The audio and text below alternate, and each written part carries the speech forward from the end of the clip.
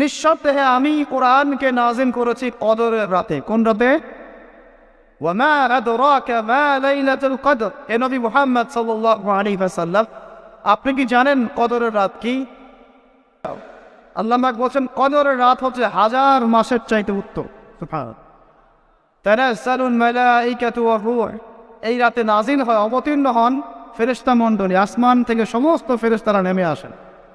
War রূহ, এবং জিবরাইল আলাইহিস সালাম নেমে আসেন। তানাজ্জালুল মালাইকাতু ওয়ার রূহ ফিহা বিইذনি রাব্বিহিম মিন কুল্লি আমর। এই রাতে আল্লাহ পাক তাকদীরের ফয়সালা করেন প্রত্যেকটা বিষয়ের। সালামুন হিয়া হাত্তা মাতলাইল ফজর, এবং ফজর পর্যন্ত এই রাতে শান্তি বিরাজ করে। শান্তি, শান্তি আর শান্তি। সুবহানাল্লাহ। এই রাতে যে ইবাদত করবে 1000 মাস ইবাদত করার নেকি পাবে।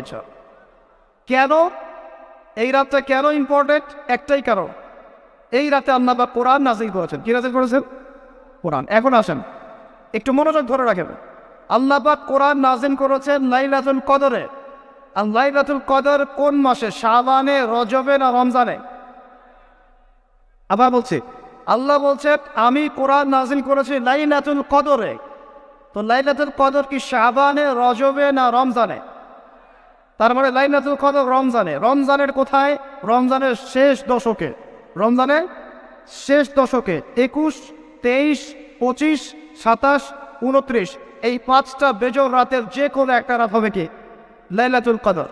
তার মানে আমরা বুঝতে পারলাম কোরআন নাজিল হয়েছে লাইলাতুল কদরে। লাইলাতুল কদর হচ্ছে রমজান মাসে, অর্থাৎ কোরআন নাজিল হয়েছে রমজান মাসে।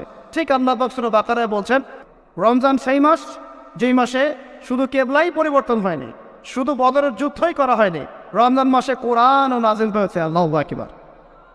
এখন বুঝতে হবে, এবার এই জায়গায় আসেন, যখন কোরআন নাজিল হচ্ছে তখনকার পরিবেশটা কেমন? এই যুবক ভাইরা একটু খেয়াল করেন, আপনাদের জন্য এই লেকচারটা ইম্পর্টেন্ট, কারণ আগামীর কাজগুলো আপনাদেরকে করতে হবে। রমজান মাসে কোরআন নাজিল হয়েছে। এখন দেখবো আমরা কোরআন কোন প্রেক্ষাপটে নাজিল হয়েছে, কেন নাজিল হলো, কোরআন নাজিল হওয়ার কি প্রয়োজন ছিল বিশ্বে। কোরআন নাজিল হয়েছে এমন একটা সমাজে, যে সমাজটা নিয়ে আমরা বলি আইয়ামে জাহেলিয়া। কি বলি ভাই? কোথায় নাজিল হয়েছে? হিরা গুহায়। তার উপর নাজিল হয়েছে মুহাম্মদ রাসূলুল্লাহ সাল্লাল্লাহু আলাইহি ওয়াসাল্লামের উপরে। কখন, কিভাবে, কোন প্রেক্ষাপটে? প্রেক্ষাপটটা এমন ছিল, ওই সমাজটা ছিল আবু জেহেলের শাসন। কার শাসন? আবু জেহেল মানে কি? আবু জেহেল কি তার নিজের নাম?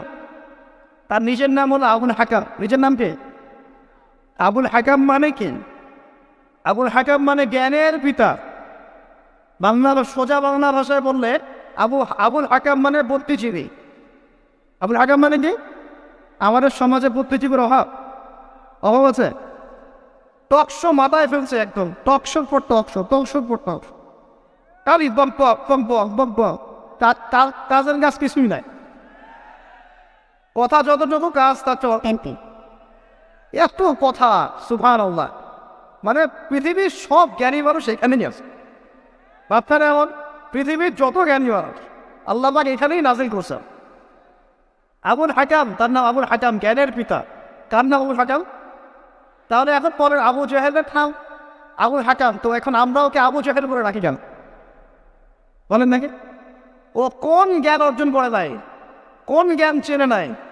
যখন কোরআন নাজিল হচ্ছে এবং রাসূল সুন্নাহ দিয়ে দাওয়াতি কাজ করছেন, ইসলামের প্রচার করছেন, ও ইসলামের এই আলো চিনতে পারে নাই বলেই তার নাম আবু জেহেল।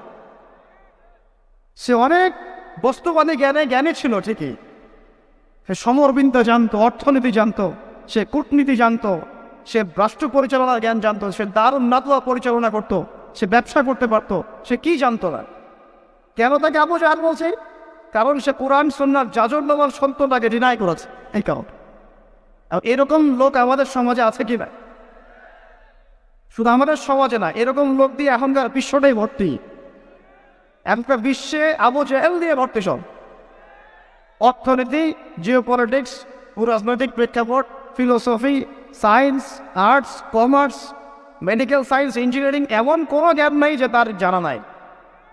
কিন্তু কোরআন এবং সুন্নাহর জ্ঞানে মিসকিন, সত্য চিন্তা মিসকিন, ওযু করতে পারে না, গোসল করতে পারে না, নামাজের ফরজ ওয়াজিব ছাড়ে না, সুন্নত মোস্তাহাব বোঝে না, কোরআন তেলাওয়াতও করতে পারে। একটা আয়াত তেলাওয়াত করতে দাঁত ভেঙে যাচ্ছে একেবারে। একটা আয়াত তেলাওয়াত করতে ওলামায়ে কেরামের সামনে বসলে একটা আয়াত তেলাওয়াত করতে 10টা বই বের পড়া যাবে। দিনের বেসিক জ্ঞান অর্জন করতে পারে। আবু জেহেল কাকে বলে? এই ধরনের মানুষকে আবু জেহেল বলে। আবু জেহেল কাকে বলে? কন্টেন্ট বানাতে দিও অনলাইনে। আবু জেহেল কাকে বলে? আবু জেহেলের সংজ্ঞা কি? আর আবু জেহেলের যুগে কি ছিল ভাই? আবু জেহেলের যুগে অনেকদিন বলেছে মেজর 5টা সমস্যা ছিল। কয়টা? মেজর 5টা। মাইনর সমস্যা অনেক, মেজর 5টা। এক, আবু জেহেলের যুগের বেশিরভাগ মানুষ শিরক করতো। কি করতো ভাই? লাত, উজ্জা, হবল, মানাত এইসব মূর্তি পূজা করতো। এখন হয়তো মুসলিম সমাজে এটা নাই ঠিকই, কিন্তু মুসলিমরা এখন কবর মাজার পূজায় শুরু করেছে। করে নাই? মুসলিমরাও এখন নেক্সট শুরুতে ধোকা খাচ্ছে। শিরিক তো আমাদের সমাজে চলছে। শিরিক কি কেন আমি লেকচার দিয়েছি দেখবেন, মুসলিম সমাজে কত শিরিক চলছে। রাস্তাঘাটে উঠতে বসতে পেপার পত্রিকা খুললেই শিরিক। পেপার খুলবেন রাশিফল, সিংহ রাশি, কন্যা রাশি, দিনটা কেমন যাবে বিশ্বাস করলে মোশরেক হয়ে যাবে। রাস্তার পাশে টিয়া পাখি নিয়ে বাঙ্ক পরীক্ষা করছে, হাতটা দেখে দেন তো ভাই কি আছে, বললেই শিরিক হয়ে যাবে। আনতে বিক্রি করছে, আনতে বললে রোগ ভালো হবে, হাতে দিল রোগ ভালো হবে এই উদ্দেশ্যে মোশরেক। হাতে দিয়েছে রোগ ভালো হবে, আবার ডায়াবেটিস ভালো হয়ে যাবে, বিসমিল্লাহ, ব্যাস মোশরেক নাউজুবিল্লাহ। এই আকীদা নিয়ে পড়লেই মোশরেক। মুসলিম সমাজে অহরহ কাজ। বাসায় মা বোন যারা আছে অনেকেই দেখা যায় চুল আশ্রয় চিরুনি পরে গেলে পরে আজকে মেহমান আসবে। কি আসবে আজকে? মেহমান আসবে আজকে বললেই শিরক।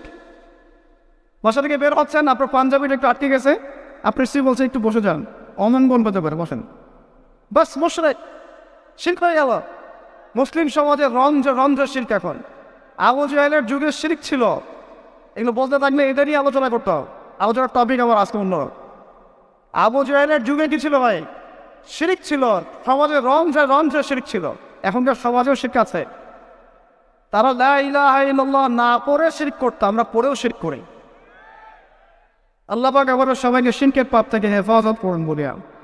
এই একটা পাপ যদি কেউ না করে ইনশাআল্লাহ সে জান্নাতে যাবে, যতই পাপ করুক না কেন। জেনা করেছে, মদ খেয়েছে, মিথ্যা বলেছে, অনেক কিছু করেছে, শুধু শিরকের পাপ করে নাই, আল্লাহ তাকে মাফ করে দিবেন ইনশাআল্লাহ। বিশ্বাস করবেন একটা কথাটা? নবীজি বলেছেন এই উম্মতের যে কোনো ব্যক্তি যতই পাপ করুক না কেন আল্লাহ পাক সমস্ত পাপ মাফ করতে পারেন, কিন্তু শিরকের গুনাহ আল্লাহ পাক মাফ করবেন। তওবা করে যদি মারা না যায় মাফ করবেন।